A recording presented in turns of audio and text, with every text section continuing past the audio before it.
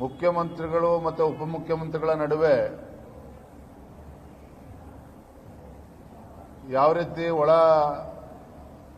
ಗೊಂದಲಗಳು ಪ್ರಾರಂಭ ಆಗಿದೆ, ನಿನ್ನೆ ಮೊನ್ನೆ ಎಲ್ಲ ಹಲವಾರು ತಿಂಗಳುಗಳಿಂದ ನಡೀತಾ ಇದೆ.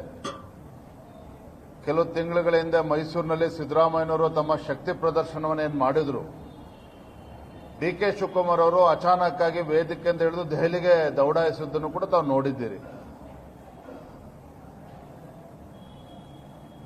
ಹಾಗಾಗಿ ಸಾಕಷ್ಟು